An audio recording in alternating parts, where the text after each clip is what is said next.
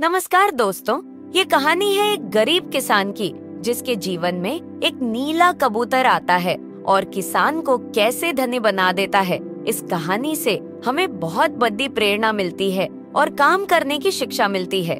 दोस्तों, गांव के एक कोने में जहां पेड़ों की छाया और पक्षियों का मधुर कलरव वातावरण को सजीव बना देता था, एक छोटा सा मिट्टी का घर था। इस घर में गरीब किसान रामू अपनी पत्नी सीता और 2 बच्चों रोहन और गुड़िया के साथ रहता था। उनका जीवन सादगी और संघर्ष का प्रतीक था। रामू दिन रात खेतों में मेहनत करता, मिट्टी को अपने पसीने से सींचता, लेकिन फिर भी फसल कभी उसकी उम्मीदों पर खरी नहीं उतरती। सुखी जीवन की कल्पना उनके लिए बस एक सपना बनकर रह गई थी। सीता, जो अपनी सूझबूझ और धैर्य के लिए जानी जाती थी, हर हाल में परिवार को संभालने की कोशिश करती। रोहन और गुड़िया भी छोटे छोटे कामों में मदद करने की कोशिश करते, लेकिन उनके नन्हे हाथों से परिवार की बड़ी समस्याएं हल नहीं हो पाती थी।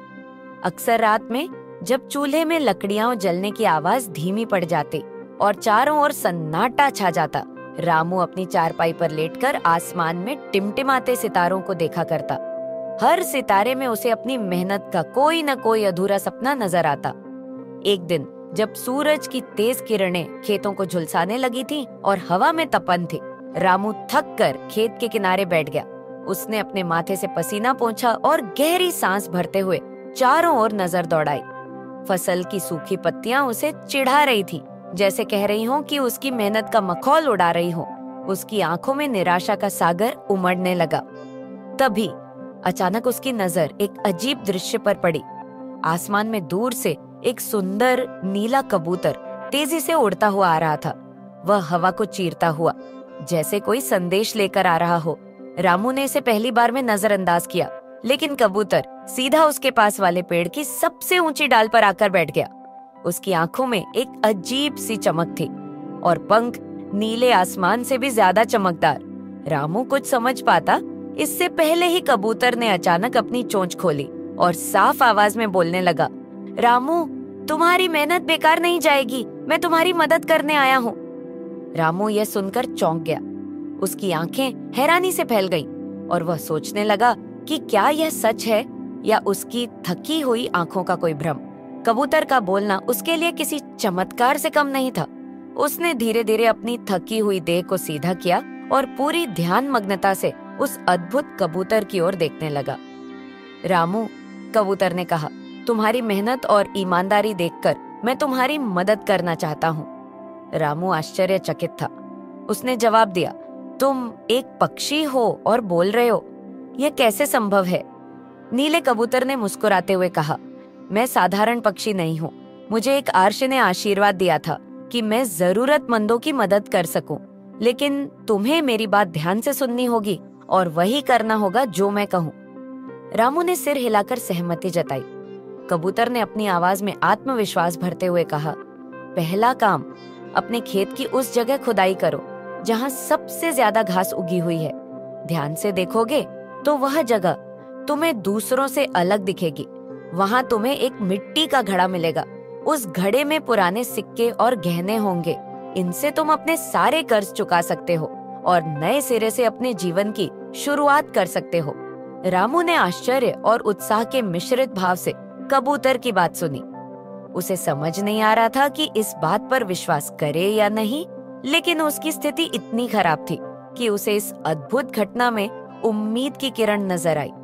उसने तुरंत अपने औजार उठाए और खेत की उस जगह की ओर बढ़ा जहां घास घनी थी और बाकी जगहों से थोड़ी अलग लग रही थी।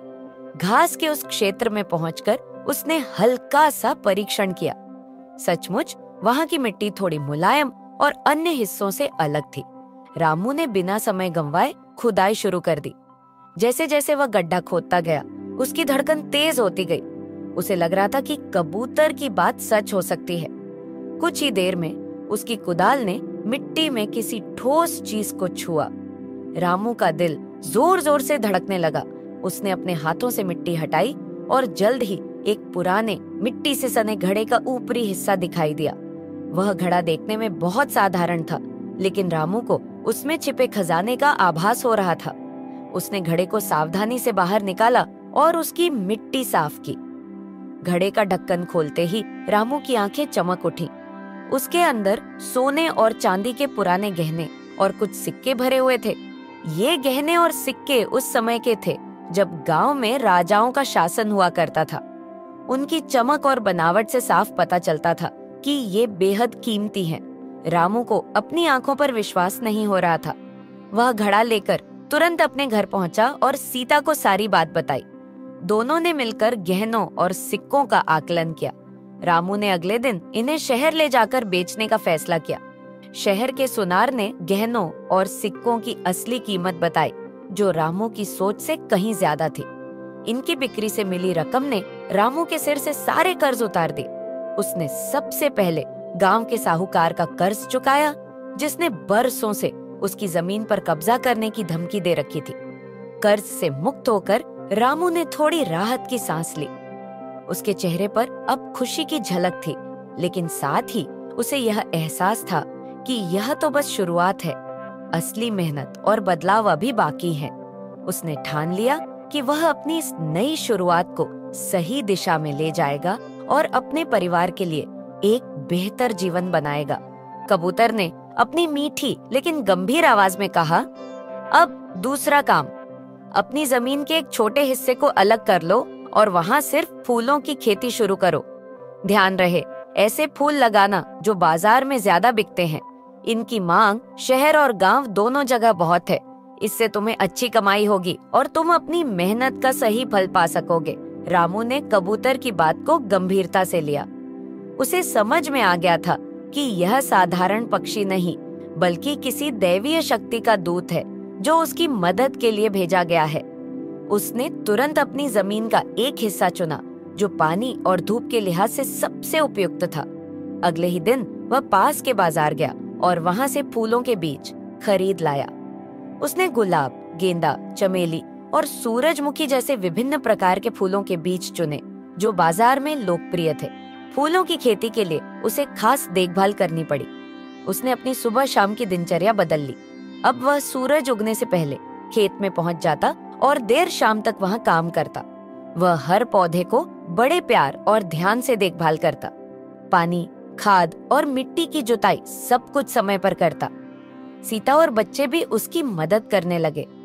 रोहन और गुड़िया को यह काम बहुत अच्छा लगता, क्योंकि फूलों की खुशबू और रंग बिरंगी छटा ने उनके खेत को किसी बगीचे जैसा बना दिया था। कुछ ही महीनों में फूलों की क्यारियां खिल उठी।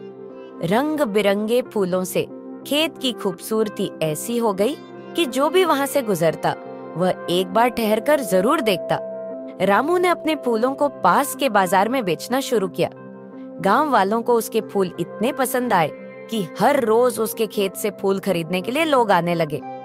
धीरे धीरे रामू ने अपने फूलों को शहर के बड़े बाजारों तक पहुंचाने की योजना बनाई। उसने स्थानीय व्यापारियों से संपर्क किया और उन्हें अपने फूल बेचने शुरू किए। फूलों की बढ़ती मांग और अच्छी कीमत से उसकी आमदनी तेजी से बढ़ने लगी। अब रामू के पास इतना पैसा आ गया था कि वह अपने बच्चों को अच्छे स्कूल में भेज सकता था। रोहन और गुड़िया अब पढ़ाई में अच्छा कर रहे थे और घर में हर किसी के चेहरे पर खुशी झलकने लगी थी। सीता के लिए अब घर चलाना आसान हो गया था। वह अपने परिवार के लिए अच्छे कपड़े और पौष्टिक भोजन का प्रबंध कर सकती थी। घर में अब रोज हंसी खुशी का माहौल रहने लगा। रामू ने एक दिन खेत में खड़े होकर चारों ओर नजर दौड़ाई। उसकी मेहनत और नई सोच ने उसकी जिंदगी को कितना बदल दिया था। अब वह न केवल कर्ज मुक्त था, बल्कि एक सफल किसान भी बन चुका था। उसे समझ में आ गया था कि सिर्फ मेहनत ही नहीं, बल्कि सही दिशा में की गई मेहनत ही असली बदलाव लाती है। कबूतर की सलाह ने उसे यह सीख दी कि यदि इरादे मजबूत हों और सोच सकारात्मक हो, तो जीवन की हर मुश्किल को अवसर में बदला जा सकता है। लेकिन कहानी यहाँ खत्म नहीं होती। एक दिन जब सूरज ढल रहा था और खेतों में हल्की हल्की ठंडी हवा बह रही थी, रामू ने कबूतर को पास बुलाया। उसके मन में कृतज्ञता और उत्सुकता का मिश्रण था। उसने धीरे से पूछा, तुमने मेरी इतनी मदद की है, मेरी जिंदगी बदल दी, पर क्या मैं तुम्हारे बदले कुछ कर सकता हूँ? कोई भी सेवा जो तुम्हारे काम आ सके? कबूतर ने अपनी चमकती आंखों से रामू की ओर देखा और मुस्कुराते हुए कहा, हाँ, तुम मेरे लिए एक काम कर सकते हो। यह वादा करो कि जो कुछ भी तुमने सीखा है उसे दूसरों के साथ साझा करोगे, गरीबों की मदद करोगे और उन्हें यह समझाओगे कि मेहनत के साथ साथ बुद्धिमानी और सही दिशा अपनाने से गरीबी को हराया जा सकता है। केवल खुद को सुधारना काफी नहीं है, बल्कि अपने समाज को भी बेहतर बनाना तुम्हारी जिम्मेदारी है। रामू ने यह सुनकर अपनी छाती पर हाथ रखा और दृढ़ स्वर में वादा किया, मैं तुम्हारे इस उपकार को व्यर्थ नहीं जाने दूंगा। मैं हर संभव कोशिश करूंगा कि मेरी तरह ही और लोग भी अपनी जिंदगी बदल सकें। इसके बाद रामू ने अपनी नई जिंदगी की शुरुआत सिर्फ अपने लिए नहीं, बल्कि अपने पूरे गांव के लिए की। उसने गांव के अन्य किसानों को इकट्ठा किया और अपने अनुभव साझा किए। उसने उन्हें फूलों की खेती के लाभों के बारे में विस्तार से समझाया। उसने उन्हें यह बताया कि किस तरह उसने अपनी जमीन का एक छोटा सा हिस्सा अलग कर फूलों की खेती शुरू की और कैसे यह उसके लिए आय का एक स्थायी स्रोत बन गया। रामू ने यह भी समझाया कि पुराने रीति रिवाजों और परंपराओं में फंसे रहने के बजाय नई तकनीकों और विचारों को अपनाना जरूरी है। उसने किसानों को यह सिखाया कि फसलों की विविधता और बाजार की मांग को ध्यान में रखकर खेती करना कितना महत्वपूर्ण है। उसने अपने खेत में किसानों को प्रैक्टिकल रूप से दिखाया कि फूलों की खेती कैसे की जाती है, कौन सी खाद और पानी की व्यवस्था सबसे अच्छी होती है और फसल को बाजार तक पहुंचाने के लिए सही रणनीतियां क्या हो सकती हैं। धीरे धीरे गांव के लोग उसकी बातें मानने लगे। पहले कुछ किसान फूलों की खेती के लिए तैयार हुए और जब उन्हें सफलता मिली तो और लोगों ने भी इस नई दिशा में कदम बढ़ाए। रामू ने सिर्फ खेती ही नहीं, बल्कि आपसी सहयोग और साझेदारी का महत्व भी समझाया। उसने ग्रामीणों को संगठित किया और एक छोटी सी सहकारी समिति बनाई जो उनके फूलों को बड़े बाजारों में बेचने में मदद करती थी। गांव की तस्वीर धीरे धीरे बदलने लगी। जहां पहले खेतों में केवल सूखी फसलें और निराशा का माहौल था, वहां अब रंग बिरंगे फूलों की खुशबू और लोगों के चेहरों पर मुस्कान थी। गांव के बच्चों ने स्कूल जाना शुरू कर दिया और परिवारों को अब भरपेट भोजन मिलने लगा। रामू ने यह भी सुनिश्चित किया कि जो किसान आर्थिक रूप से कमजोर थे, उन्हें मदद दी जाए। उसने अपनी आय का एक हिस्सा गरीब परिवारों की मदद के लिए दान करना शुरू किया। वह उनके बच्चों की शिक्षा का खर्च उठाने और बीमारों का इलाज कराने में भी योगदान देता था। रामू का नाम अब पूरे गांव में आदर और सम्मान के साथ लिया जाने लगा। लोग उसे एक किसान से ज्यादा एक मार्गदर्शक और प्रेरणा स्रोत मानने लगे। रामू को यह देखकर गर्व होता कि उसका संघर्ष और कबूतर की सलाह ने न केवल उसकी जिंदगी बल्कि पूरे गांव की तकदीर बदल दी थी। और कबूतर, वह हर बार रामू के पास आता और उसे नए सुझाव देकर प्रोत्साहित करता। वह रामू की मेहनत और उसकी समाज सेवा को देखकर संतुष्ट था। इस तरह रामू ने न केवल अपना वादा पूरा किया, बल्कि अपने गांव को गरीबी और पिछड़ेपन से बाहर निकालने में एक अहम भूमिका निभाई। कबूतर ने अंत में रामू को देखते हुए एक गहरी और अमूल्य सीख दी। उसकी आवाज में अनुभव और समझ की गहराई थी। उसने कहा, गरीबी केवल धन की कमी नहीं है, यह विचारों और प्रयासों की कमी भी हो सकती है। जो लोग अपनी स्थिति को बदलने की कोशिश नहीं करते, वे हमेशा गरीब रह जाते हैं। असली गरीबी वह है जो हमें हमारी सोच को सीमित कर देती है और नए अवसरों को देखने से रोकती है। मेहनत, सही योजना और दूसरों की मदद के साथ हर समस्या का समाधान निकाला जा सकता है। जीवन में असफलता से डरना नहीं चाहिए, बल्कि उसे सीखने और आगे बढ़ने का जरिया बनाना चाहिए। रामू ने कबूतर की इस बात को ध्यान से सुना। ये शब्द उसके दिल में गहरे उतर गए। उसे महसूस हुआ कि उसकी असफलताओं के पीछे उसकी सोच और दृष्टिकोण की सीमाएं भी एक बड़ी वजह थी। उसने वादा किया कि वह न केवल अपनी सोच को बड़ा बनाएगा, बल्कि दूसरों को भी यही सिखाएगा। इसके बाद नीला कबूतर अपनी पंखों की सुंदरता बिखेरते हुए आसमान की ओर उड़ने लगा। जाते जाते उसने रामू को आशीर्वाद दिया और कहा, तुम्हारा जीवन अब दूसरों के लिए प्रेरणा बनेगा। याद रखना, सच्ची सफलता केवल अपनी जिंदगी सुधारने में नहीं, बल्कि दूसरों की मदद करने और उनके जीवन को बेहतर बनाने में है। रामू ने आंखों में कृतज्ञता के आंसू लिए। कबूतर को तब तक देखा जब तक वह आसमान में ओझल नहीं हो गया। उसके दिल में नई उम्मीद और साहस का संचार हुआ। उसने महसूस किया कि उसे जो सीख मिली है वह केवल उसके लिए नहीं बल्कि पूरे गांव और समाज के लिए थी। रामू ने अपने जीवन को एक नई दिशा में मोड़ दिया। उसने न केवल अपने खेतों में काम करना जारी रखा बल्कि गांव के अन्य किसानों को भी प्रेरित किया। वह उनके पास जाकर बैठता, उनकी समस्याओं को समझता और उन्हें नए तरीके सिखाता। उसने किसानों को यह समझाया कि केवल परंपरागत खेती पर निर्भर रहने के बजाय बाजार की मांग के अनुसार फसलें उगानी चाहिए। वह उन्हें फूलों की खेती, सब्जियों की उन्नत किस्में और फलों के बगीचे लगाने के फायदे बताता। रामू ने गांव में एक छोटी सी बैठक आयोजित की जिसमें सभी किसानों को आमंत्रित किया। वहां उसने अपनी कहानी सुनाई, कैसे उसने अपनी सोच को बदला, कबूतर की सलाह पर अमल किया और मेहनत के साथ सही दिशा में कदम बढ़ाकर अपनी जिंदगी बदली। उसकी बातें सुनकर कई किसान प्रेरित हुए। उन्होंने भी अपने खेतों के छोटे छोटे हिस्सों में फूलों की खेती और अन्य नई तकनीकों को अपनाना शुरू किया। धीरे धीरे गांव में बदलाव आने लगा। खेतों में केवल अनाज नहीं बल्कि रंग बिरंगे फूल और नई फसलें भी उगने लगी। रामू ने एक सहकारी संगठन भी शुरू किया जिससे किसान अपने उत्पाद को बेहतर कीमत पर बाजार तक पहुंचा सके। गांव के लोग अब पहले से ज्यादा खुशहाल और आत्मनिर्भर हो गए थे। रामू की यह यात्रा केवल आर्थिक सुधार तक सीमित नहीं रही। उसने बच्चों की शिक्षा और महिलाओं के सशक्तिकरण पर भी ध्यान देना शुरू किया।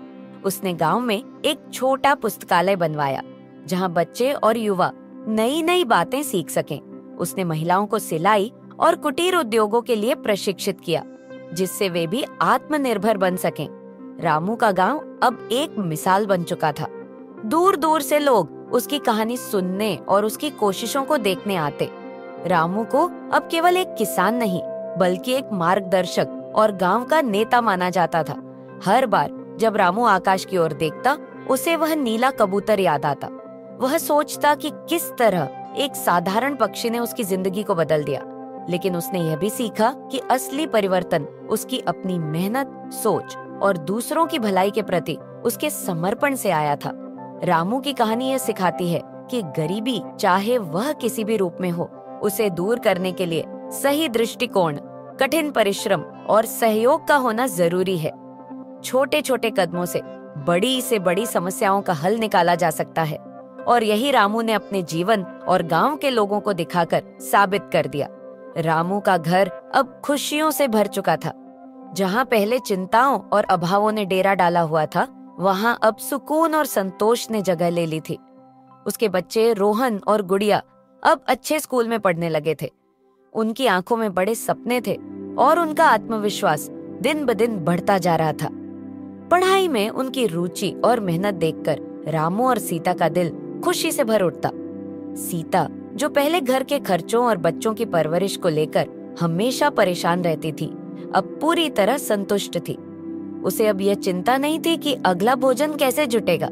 वह अपने परिवार के बेहतर भविष्य की कल्पना करते हुए मुस्कुराती और रामू के साथ मिलकर उनके नए सपनों को साकार करने की योजना बनाती। रामू खुद को एक नई ऊर्जा से भरा हुआ महसूस करता था। उसके पास न केवल आर्थिक स्थिरता थी बल्कि आत्मसम्मान और आत्मविश्वास भी लौट आया था।